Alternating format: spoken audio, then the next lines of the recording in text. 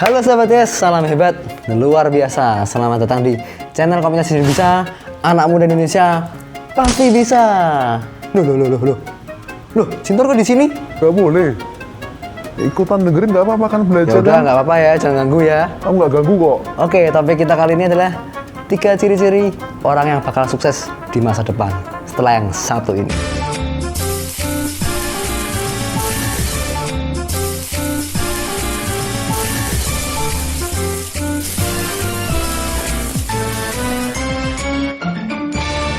Setiap orang sukses pasti punya ciri-ciri tertentu.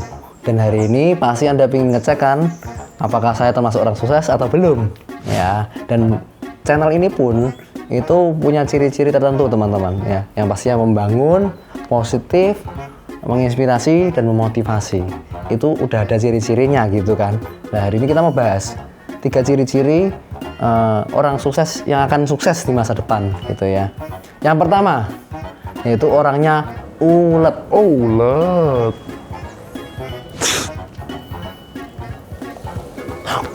Ngapain? Bukan ulet buah. Ulet pantang menyerah. Oh, ulet buah. Ulet pantang menyerah ya, teman-teman sahabat ya. Jadi, orang yang ulet itu orang yang tidak mudah menyerah. Orang yang selalu termotivasi, orang yang selalu semangat.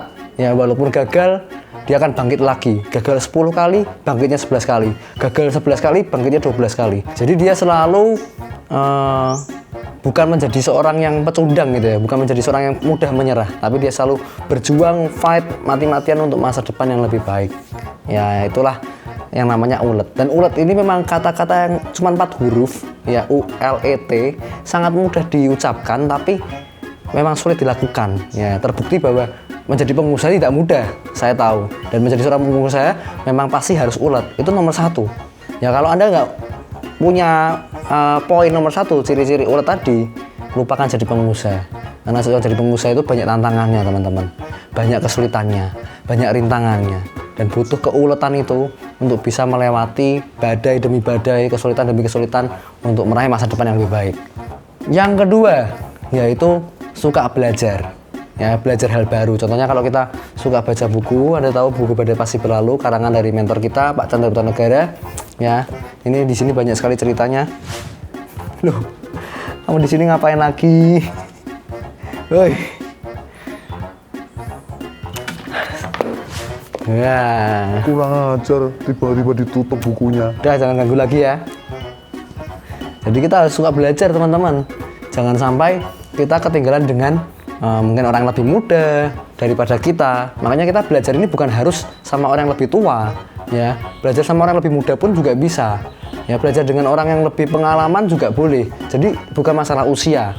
Ya, sekali lagi karena banyak orang udah merasa dirinya lebih pengalaman, lebih berumur, lebih berumur, akhirnya malas belajar sama yang lebih muda. Contohnya kalau kita belajar tentang internet atau dunia digital marketing, memang kita harus belajar dengan teman-teman kita yang lebih muda mungkin, teman-teman kita yang lebih milenial dibanding kita ya, dibanding mungkin golongan kolonial. Kita harus belajar sama yang milenial supaya belajar lebih baik. Mereka punya skill, mereka punya pengetahuan lebih luas tentang internet mungkin daripada kita gitu ya. Makanya kita harus belajar teman-teman supaya kita upgrade diri, kita selalu bisa punya wawasan yang lebih luas dan punya masa depan yang lebih baik.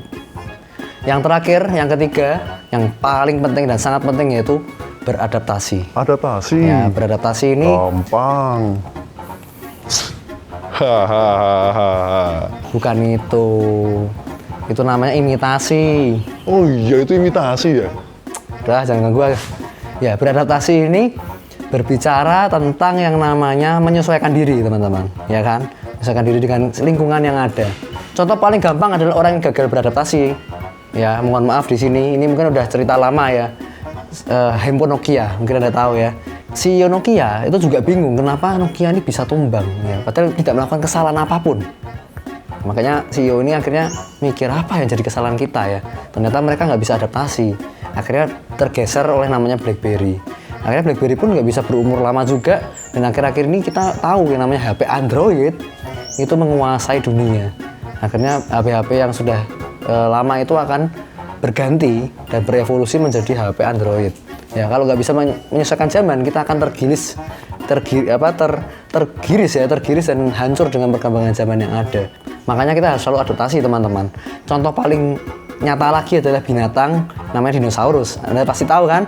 Nah, dinosaurus ini badannya besar, ototnya besar ya kan, tenaganya juga sangat besar. Tapi ternyata binatang ini nggak bisa menyesuaikan diri dengan iklim dan cuaca yang ada di dunia ini, ya kan? Akhirnya mereka akan tumbang dan akhirnya punah. Kalah sama yang namanya binatang yang kecil yang mungkin kelihatan nggak bermanfaat atau mungkin kelihatan tidak bermutu gitu ya. Contohnya binatang yang namanya kecoa. Kecoa ini binatang purba teman-teman. Tapi binatang inilah yang bisa bertahan lama, ya berumur panjang sampai sekarang kita temukan di toilet kita. Ternyata itu binatang purba. Karena mereka bisa menyesuaikan dengan keadaan dan situasi yang ada. Nah, bisnis kita itu seperti apa? Usaha kita itu seperti apa? Atau mungkin masa depan kita ingin bertahan panjang atau cuma sementara aja. Kalau kita ingin bertahan panjang, berarti kita harus beradaptasi dengan tahun yang ada, beradaptasi dengan keadaan yang ada, lingkungan yang ada, beradaptasi dengan bisnis yang sekarang yang kekinian seperti apa. Nah, itu kita harus selalu beradaptasi. Ya, orang yang bisa beradaptasi, orang yang bisa berhasil dan orang yang bisa mempertahankan keberhasilannya. Oke teman-teman, kalau Anda suka video ini, Anda bisa berikan komentar yang positif dan bagikan ke teman-teman Anda. Jangan lupa subscribe dan aktifkan loncengnya. Thank you semuanya, salam hebat, Luar biasa.